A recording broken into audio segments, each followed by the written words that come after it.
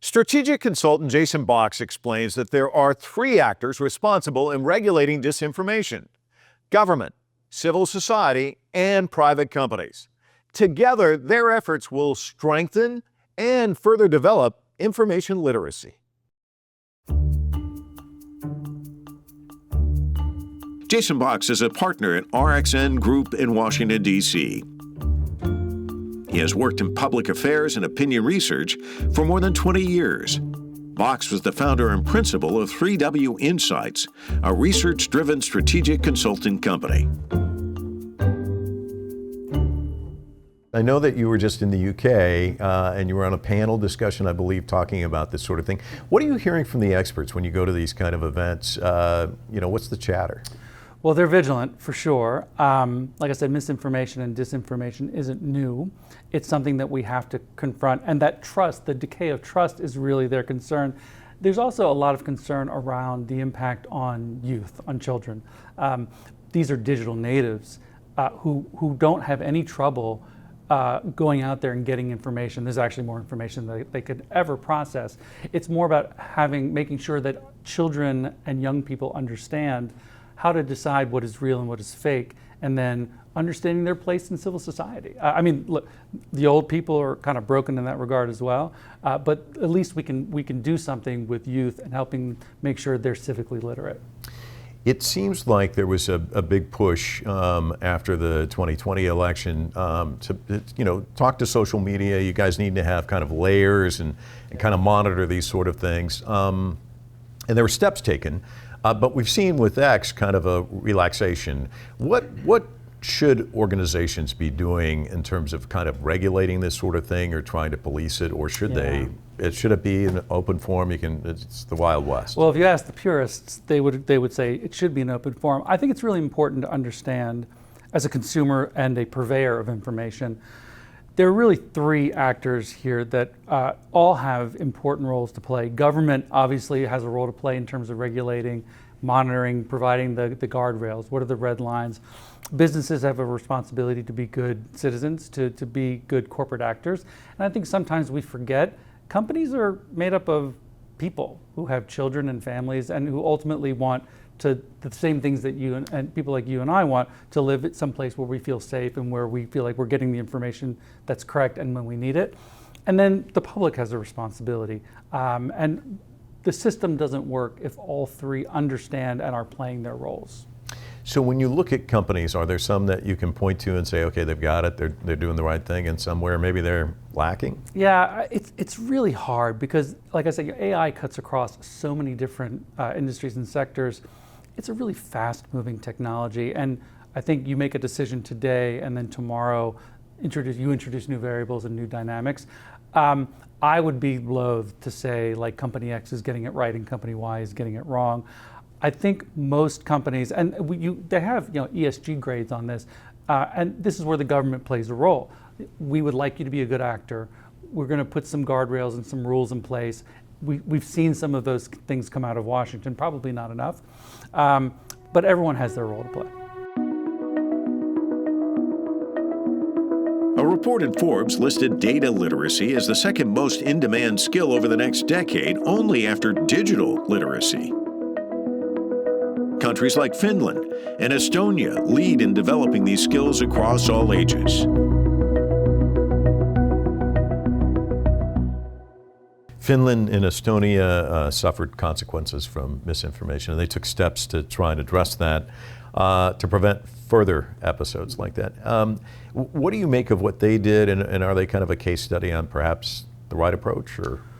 Well, there's certainly a case study in a right approach. Finland is a small country, and Estonia could fit probably in your studio.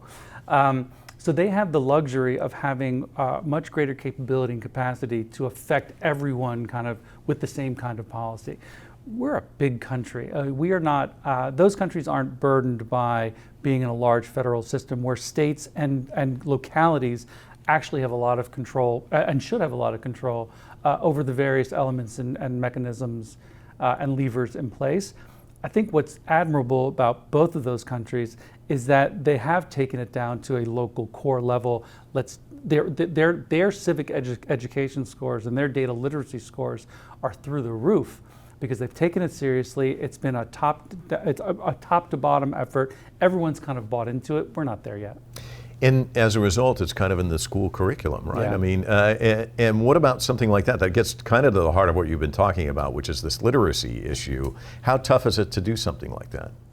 You would think it wouldn't be tough. This is not a blue or a red issue. It's how do you behave as a good citizen. I'll go back to the Chamber of Commerce Foundation again. There's something that they've rolled out in the last year or two called the National Civics Bee, which is basically a competition for middle schoolers to become more civically aware, civically educated, civically engaged. Hopefully their parents kind of take some of that from them as well. It is critically important that we restore civics education as a part of a young person's education curriculum. And you mentioned Finland and Estonia being small, and this is a huge country. And there are other huge countries probably feeling much the same as this one, dealing with it.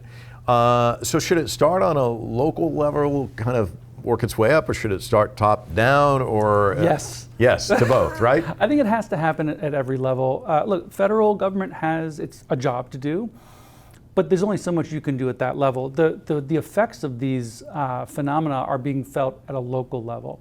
So here's a little number for you. So just in 2024, there have been 445 pieces of legislation introduced or passed at the state level across 40 states. And the states have taken things into their own hands because they're the ones who are feeling the effects, and they're the ones who feel maybe a little more capable of making these changes happen. Is there a case study, one state that stands out in your mind? So places like California and Colorado, I think, are two good examples of where the states have really grabbed onto this.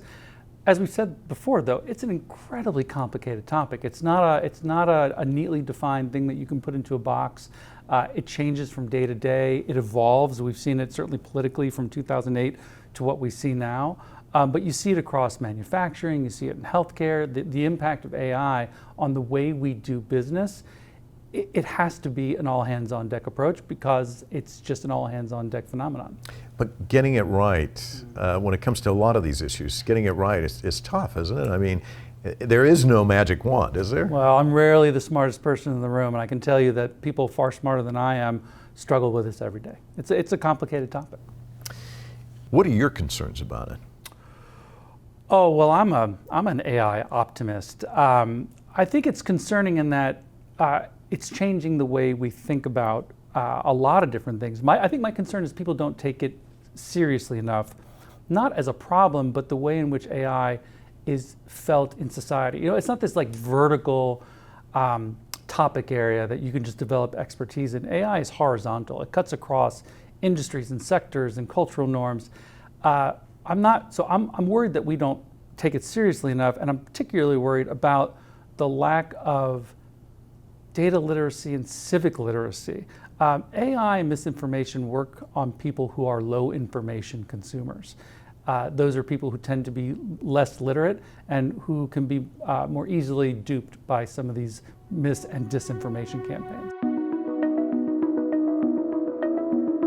88% of Americans find that news is more convincing when it presents charts and data. But only 34% can determine whether that data is relevant or accurate, according to a survey by Research Plus Data Insights.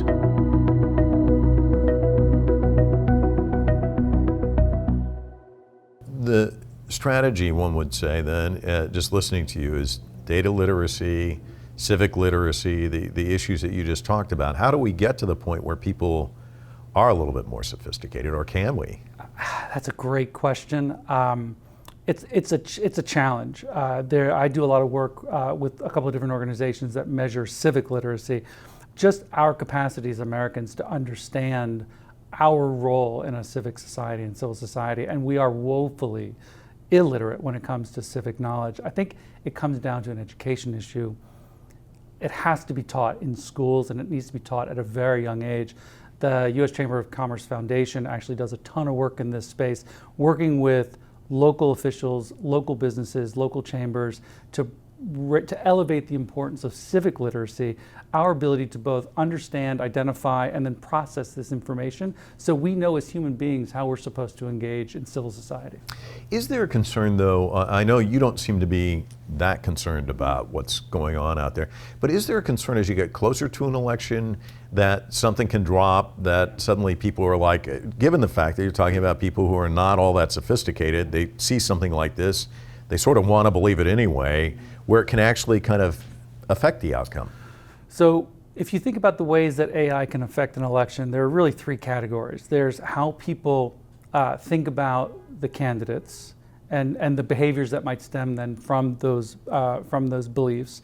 There is trust in the process, and then there's actual information that's relevant to the infrastructure of elections, where to vote, how to vote, when to vote. I'm less worried about influencing people's beliefs. We can have a whole conversation about the way we get our information and how we're in these sort of vertical chambers and we only get information from people we already agree with. So I don't think that misinformation and AI changes people's minds. That I'm less worried about. I'm worried about the trust that people have in elections generally, and that's a global phenomenon. It's not unique to the United States. And I'm worried about actual efforts on the ground to give misinformation about where, when, and how to vote, whether or not you're eligible. I'm actually worried about turnout more than anything else. I think it's a challenge. This year's a perfect storm. 3 billion people on the planet are voting in elections this year. So if you wanted to get in there and cause trouble, this is the time to do it. There's really not much to point at, though. There's a study conducted by the Turing Institute in the UK.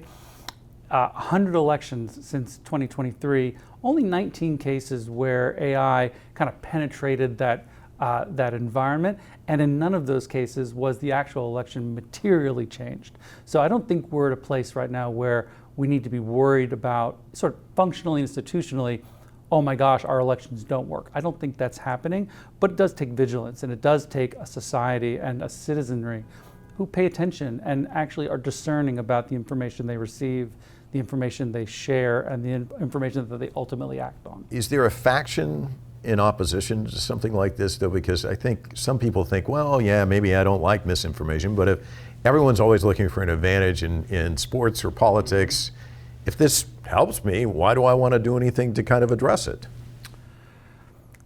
Pick a topic, and we could ask that same question. I think there are skeptics in terms of not understanding technology or not liking technology moving us in a direction that is so different from where we were, like the true conservative little c.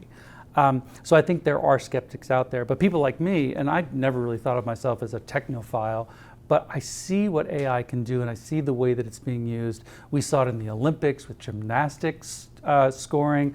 We see it in the way that doctors are training other doctors to do surgery using AI. Even the manufacturing industry, which you wouldn't think is like where you'd want to be with it, and they're embracing AI. So I think people who are scared of change are naturally skeptical and are asking those questions, and that's good. We should be asking questions, but the possibilities are just endless, and I don't think we have a choice in the matter. It is moving in a direction, it is evolving. I think our job is to just ask the questions and look for the opportunities where AI can make, whether it's our society, our jobs, our health, however we can improve things. We've always tried to improve things. This is just another tool that helps us do it. Yeah, and it seems like whenever there's change, people, but you look at the internet or any of these other advances we've seen, there's always good and there's bad. So if you were to give some advice to our viewers, how do you check something and make sure that what you're seeing is accurate? Because some of this stuff is believable. It's a great question, and it's a question that you could have asked 5 years ago or 10 years ago or 20 years ago, and the answer probably would have been very similar. You should always be open to other people's points of view. So if you get stuck in that channel where you're only consuming information from people who you agree with, then you're much more susceptible. So broaden your aperture. Look at what other people say and think. When something comes across, you should, as a matter of habit, interrogate its veracity. You should question, is this real? Who is it coming from? What is the context? Does it look wildly different from something I've seen before? And does it even pass the smell test? And then see if other people are talking about it. Again, this goes back to the broadening the aperture. Just because I think something is right doesn't mean it's right. And it's a good idea to talk to people who maybe don't have the same point of view. Say, hey, what do you think about this? We have a responsibility to not pass on bad information, and to the best of our ability to question and to actually look into it and validate it's real. The U.S. Bureau of Labor states that data science jobs are expected to grow by 36% from 2021 to 2031.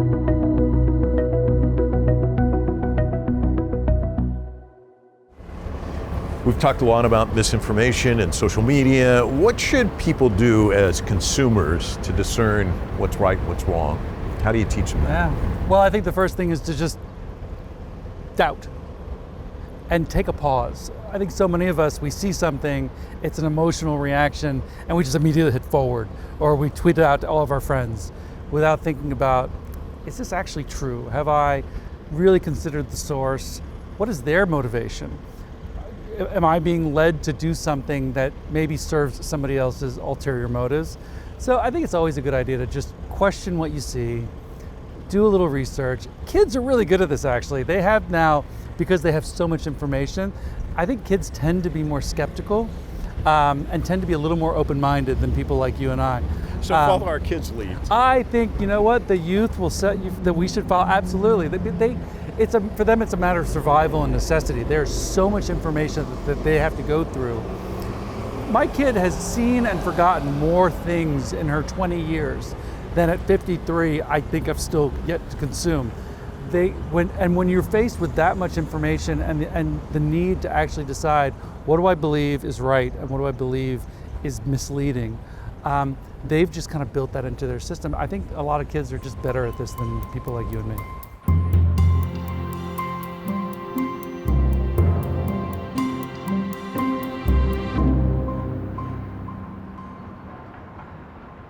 Let me ask you one final question, which is, we've talked a lot about misinformation leading up to an election, and we haven't talked about misinformation after an election and the impact it can have. Do you worry more about the front end or the back end? It's a great question. I might be worried about it on the back end more than the front end. I really do believe that AI as a form of mis and disinformation doesn't really change people's minds. It simply affirms what people already believe. But when there isn't an election that's hanging over people's heads, now you're talking about narrative creation. We talked about, I think we were together shortly before the 2016 election, and we were all so surprised that Hillary lost. And as we went back and looked at that, one of the things that we realized was we really we underestimated the impact of 20 years of a negative narrative, the impact that had on how people thought about her. We're now, 10 years, 20 years further on from where all that was happening, and we have now the ability to get more misinformation, call it disinformation, right? Because it's misinformation with a purpose. We can put more out there. We can put it out there faster. We can reach more people. We're creating bad narratives. And yeah, I worry about that sometimes. Jason, a pleasure. Thank you so much. Thanks.